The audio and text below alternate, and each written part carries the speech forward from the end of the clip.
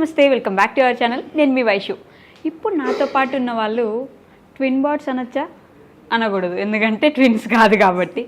Love birds అనొచ్చా? అది అనొచ్చేమో, కాకపోతే చాలా సంవత్సరాలు అయిపోయింది కాబట్టి ఇంకా ప్రేమ మిగిలిందా లేదా, అలానే ఆ ప్రేమలో ఎన్ని అవరోధాలు ఎదుర్కోవాల్సి వచ్చింది, ఇంకా ఎన్ని ఎదుర్కొంటున్నారు, మరి పెళ్ళి ఎప్పుడు చేసుకోబోతున్నారు, ఈ విషయాలన్నీ మాట్లాడడానికి నాతో పాటు ఒక జంట అయితే ఉండాలిగా. ఎవరో మీరే చూసేయండి. ఆల్రెడీ థంబ్నెయిల్ మీరు చూసే వచ్చుంటారు కాబట్టి they are none other than Priya garu and Teja గారు. అంతేనా? మీ పక్కన తేజ గారు లేకపోతే మీరు ప్రియా గారని గుర్తుపట్టడానికి నాకు చాలా టైం పడుతుంది. ఆయన గుండెల మీద ప్రియా అని రాసుకో ఉండడం, ఆయన మీ పక్కన ఉండడం, మీరు ప్రియా అనుకోవడం మాకు అంత ఈజీ అయిపోయింది అనమాట. అందరికి తెలియాలని వేసుకున్నాను. దాని గురించి మాట్లాడదాం. యాక్చువల్లీ ఎలా ఉన్నారు ఇద్దరు? నేను చాలా బాగున్నాను, కానీ తేజ గారు ఏంటి భయపడుతున్నారు? భయపెట్టేశారా మీరు? అంత లేదు, ఊరికే భయపడిపోతుంది. ఊరికే భయపడిపోతారు? భయపడాల్సింది దాన్ని భయపడాల్సిన అవసరం లేదనుకుంటే చాలా భయపడు. ఓకే, ఎందుకంటే తేజ గారు ప్రియా గారు అట్లా భయపడమని చెప్పారా? కొంచెం పెద్దగా మాట్లాడండి, అసలు వినిపించట్లేదు నాకు. మరి అంత చిన్నగా ఎక్స్పెక్ట్ చేయలేదు నేను. మాట్లాడు. ఆ వాయిస్ అయితే ఖచ్చితంగా అనిపించదు. అదే అస్సలు ఇంకా మా గొడవ ఏంటంటే ఇంకా అది ఒక పెద్ద వాయిస్ వస్తుందేమో, అంత గట్టిగా అరుస్తుంది. మరి ఎందుకంత? నేనైతే అరుస్తాను, టీచర్ కూడా వాయిస్ వస్తుంది, చిన్నదైతే కాదు. అంటే నీ వాయిస్ చిన్నదా? కాదు. ఇంటర్వ్యూ స్టార్ట్ అవ్వకముందు ఇద్దరు కొట్టుకుంటున్నారు, గొడవ కూడా వేసేసుకుంటే. స్టార్టింగ్ లో తేజ వాయిస్ అసలు మాకు వినిపించేది కాదు. ఓకే అనేది తేజ కొంచెం మాట్లాడు తేజ అని అనేవాళ్ళం అనమాట. ఏమైనా మా అందరితో కలిసి ఒక ఐ మీన్ కొంచెం ఫ్రీగా ఉంటూ మాట్లాడు అనేవాళ్ళవి. అస్సలు స్లోగా కాదు, స్టార్టింగ్ లో మాత్రమే తేజ కాలబట్టి ఒకసారి మనం ఎవరికైనా కలిసి పోవాలి, ఇంకా చొప్పు కొరికిస్తాడేమో, అంత డేంజర్. దట్టు బాయ్స్ కూడా ఎక్కువే. ఇప్పుడు మాకు స్టార్టింగ్ లో తెలియదు అనమాట. మా అందరూ ఇంట్లో అందరూ కూడా మా కజిన్స్ కదా కొంచెం గట్టి మాట్లాడరా తెలియదు, కొంచెం గట్టి మాట్లాడరా వినిపించట్లేదురా ఏమంటా అవును అని. ఇప్పుడేమో అరే ప్లీజ్ ఫస్ట్ నుంచి స్లోగా అలవాటు. నా దగ్గర మాట్లాడతా స్లోగా మాట్లాడతావా అంటే ఇప్పుడు వీళ్ళకి వినిపించట్లేదు అన్న తర్వాత నుంచి కొంచెం గట్టిగా మాట్లాడుతున్నాను నేను. తినే అన్నాడు, ఒప్పుకున్నాడు. యాక్చువల్లీ ప్రియా నేను స్టార్టింగ్ లో ఎవరి దగ్గరైనా చాలా స్లోగా సున్నితంగా ఉంటాను, బట్ తర్వాత నాలో రౌడీజం బయటకు వస్తుంది. అంటే ఉసిరవల్లి అలాగనుకున్నా సరే స్టార్టింగ్ లో ఎవరన్నా నార్మల్ గానే ఉంటారు. స్టార్టింగ్ నుంచి ఎండింగ్ వరకు ఎలా ఉన్నాను? స్టార్టింగ్ లో కూడా సేమ్ వాయిస్, ఎండింగ్ లో చాలా మంది స్టార్టింగ్ లో స్మూత్ గా మాట్లాడతారు, చాలా స్మూత్ గా. నేను ఎప్పుడు అలా బిహేవ్ చేయలేదు, ఎప్పుడు యాజ్ యూజువల్ గా ఎలా ఉండేదాన్ని అలానే ఉండేదాన్ని కదా. అంతేగా అంత సీలేదు. అది యాక్చువల్లీ అందరికి చూడటానికి అంతేగా తిరిగి అనిపిస్తాడు, కానీ కాదు.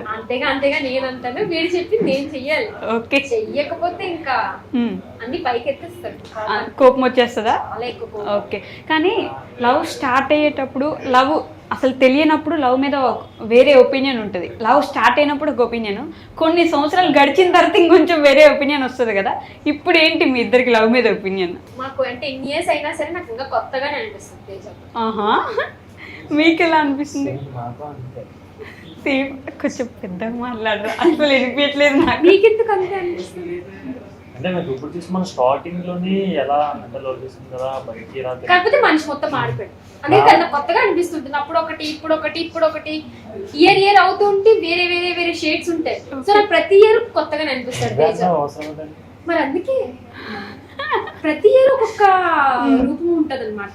బట్ అన్ని రోడ్లు వాళ్ళ మంచితనం ఉంటది, అలానే కొంచెం రిలేషన్షిప్ స్టార్టింగ్ లో వెళ్తున్నప్పటికి కొంచెం సైకోయిజం అయిపోతారు బాయ్స్. నిజమే కదండి, ఒప్పుకోవాలి. అబ్బాయిలు ఎప్పుడు సైకోల్ గా మారిపోతారు, నిజంగా ఫస్ట్ సైకోగా ఉంటారు, తర్వాత ప్రేమగా మారిపోతారు, పిల్ల అయిపోతారు, వీళ్ళు పుల్ అయిపోతారు. నిజమేనా? నిజం చెప్పు తేజ, మనసు మీద చెయ్యేసి మార్చు.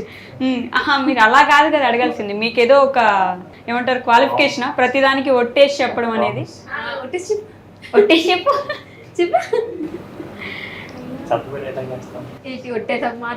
మీరు యూట్యూబ్ లో వీడియోస్ పెడుతుంటే కామెంట్స్, అసలు మీరు ఇంకా యూట్యూబ్ లోనే ఉంటారా, మీ ఫ్యామిలీ యూట్యూబ్ మీద పడి బతుకుతుందా, మీకు ఇంకా జాబ్స్ లేవా అని అంటుంటారు కదా. అంటే బయట ఏమైనా జాబ్ చేస్తున్నారా, ఎడ్యుకేషనల్ లేదంటే ఏంటి? ఎంట్రీ అయ్యింది అండ్ ఎంబీఏ చేద్దాం అనుకున్నాము. బట్ మధ్యలో యాక్చువల్లీ మేము మా కజిన్స్ తోని వేరే ప్లాన్ ఉండదు ఎంబీఏ, కానీ అది ఇంకా తేజ రాయాలి అనమాట. ఎందుకంటే మా మమ్మీ కొంచెం health issues okay. So Teja వచ్చుంటే మేము యూఎస్ఏ ప్లాన్ అనుకున్నాం. ఓకే.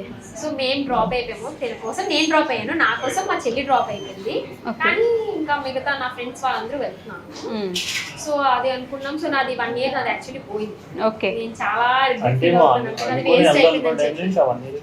సో ఇప్పుడు మళ్ళీ ఈ ఇయర్ మేము ఎంబీఏ నేనైతే స్టార్ట్ చేస్తాను. తేజ అయితే ఇంటర్ చేసి ఐటీ చేశాను అంతే. స్టడీస్ పెద్దగా ఇంట్రెస్ట్ ఉండదు, తను బిజినెస్ ఆలోచిస్తున్నారు. అండ్ ప్రెసెంట్ ఏదో ఒక వర్క్ అయితే చేస్తాను, కాకపోతే తన వర్క్ బయటకి రివీల్ చేయాలని ఇష్టం ఉండదు. చెప్పవసరం లేదు కానీ ఏదో ఒకటి అయితే చేసుకుంటారు. అంటే కాకపోతే ఒకే దాంట్లో ఉండడు. అంటే ఇది కొన్ని రోజు కొంత టైం వచ్చేసి కానీ అది ఎంత హార్డ్ వర్క్ చేస్తాను. ఓకే. అంటే చదువు మీద అయితే ఇంట్రెస్ట్ లేదు మొత్తానికి. అబ్బే ఎందుకండి చదువులు, ఎందుకు అంతే? నేనైతే బాగా చదువుకున్న అబ్బాయి కావాలనుకున్నాను, ఇంకా నేను బాగా చదువుకుంటున్నాను కాబట్టి. సో మాది బాగుంటదని స్టార్టింగ్ లో ప్రియ అని చెప్పి తర్వాత తెలిసింది మొత్తం డాడీ రివీల్ చేస్తారు అనమాట. నాకు డిగ్రీ క్లాస్మేట్ మీతో పాటు తేజ కాదు, తను నా కజిన్ ఉంటాడు. ఓకే. నా కజిన్ వాళ్ళ ఫ్రెండ్ అన్నమాట. కజిన్ వాళ్ళ ఫ్రెండ్, సో ఫ్యామిలీ ఫ్రెండ్స్ లాంటిదే. ఎలా మీట్ అయ్యారు మరి మీరు? నార్మల్ గా తనతో వస్తూ ఉండేవాడు అనమాట.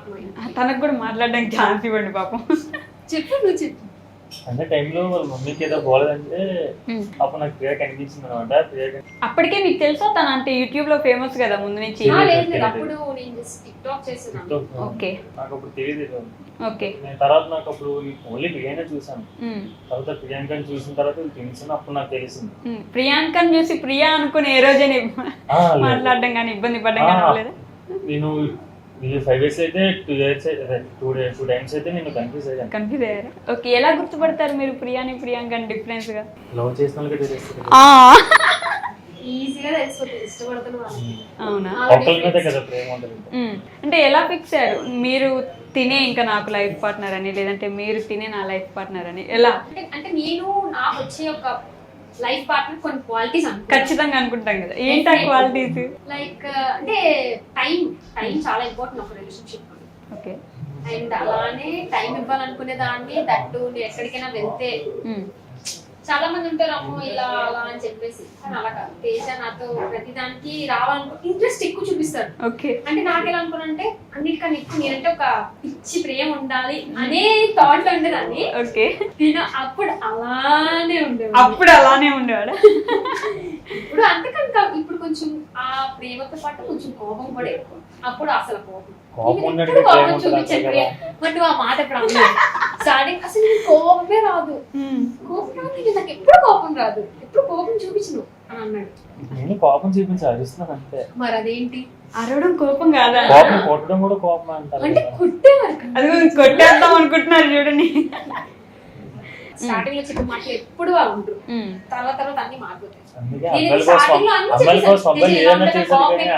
నువ్వు నన్ను ఎలా మేనేజ్ చేయలే, కోపం వస్తే నువ్వు కొంచెం ఇలా కంట్రోల్ చేయలే. సమ్ టైమ్స్ నేను ప్రతి చందానికి బ్రేకప్ అంటే నేను బ్రేకప్ అనేది కావాలి, నన్ను నేను జలస్ చేయడానికి మాత్రం ఇంత కోపం పడ్డానికి మాత్రం అంటే నేను ముందు చెప్పాను నేను ఎలా ఉంటాను అనేది. నేను ఎలా ఉంటాను అని నేను చెప్పిన అన్ని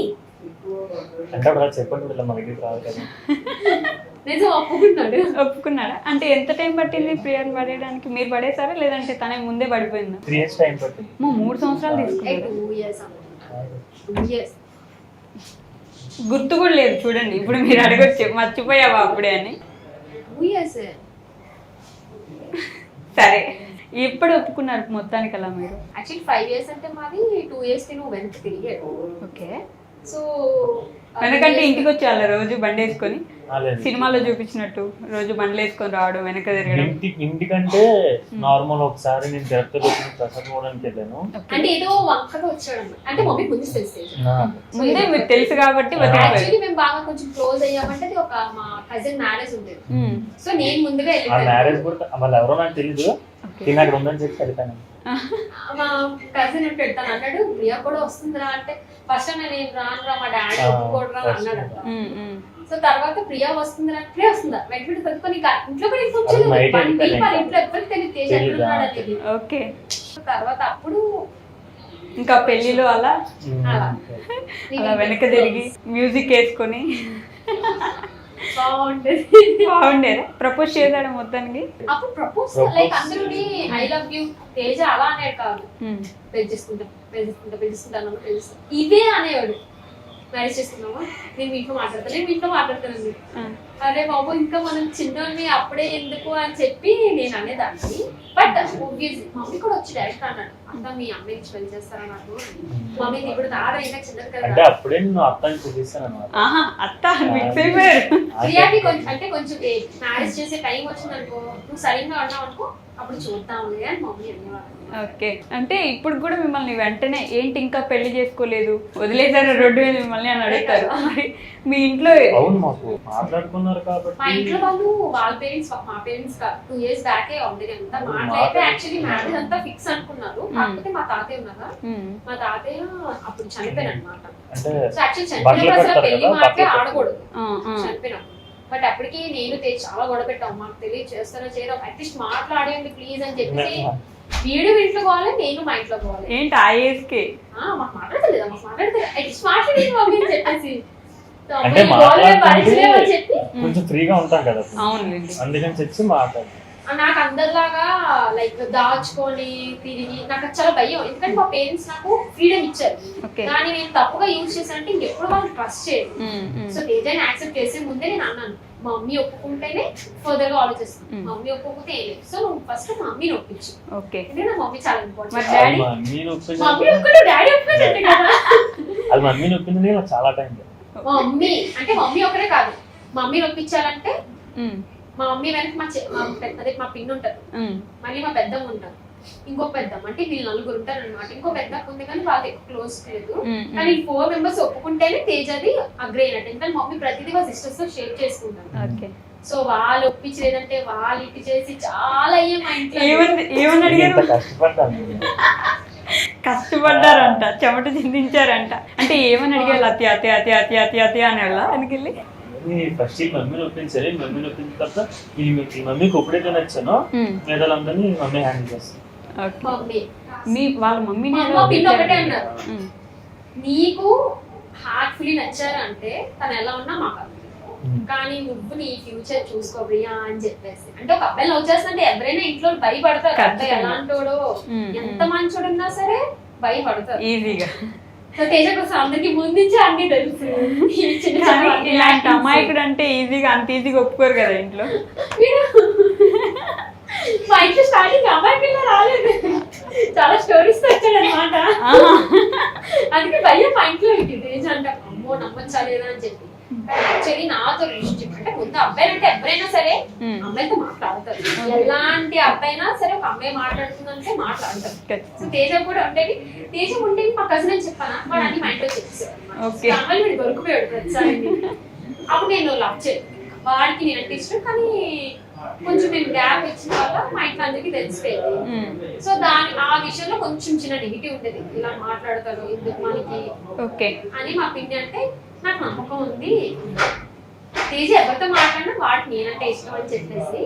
సో నాతో రిలేషన్షిప్ లో వచ్చాడు, వాడి ఫోన్ లో వేరే అమ్మాయి అసలు టెక్స్ట్ లో ఏదైనా ఉన్నా సరే ఇలా ఇప్పుడు ప్రమోషన్స్ కానీ లేకపోతే ఇంపార్టెంట్ మా ఇద్దరిది అంతే. మా ఫోన్స్ తన ఫోన్ నా దగ్గర ఉన్నా. మొన్న ఈ మధ్య ప్రాంక్ ఏముంది బాయ్ ఫ్రెండ్స్ ఫోన్స్ లో అని ఒక వీడియో కూడా చేశారు. అదంతా వేరే వాళ్ళ మెసేజ్ అంటే వేరే వాళ్ళ గురించి ప్రియాంక ఏం చేసిందంటే తను కావాలని వేరే ఎవరితో అకౌంట్స్ ఫాలో వచ్చింది, నేనేమో వేరే వాళ్ళ అక్కడి నుంచే మెసేజ్ పెట్టాను అనమాట.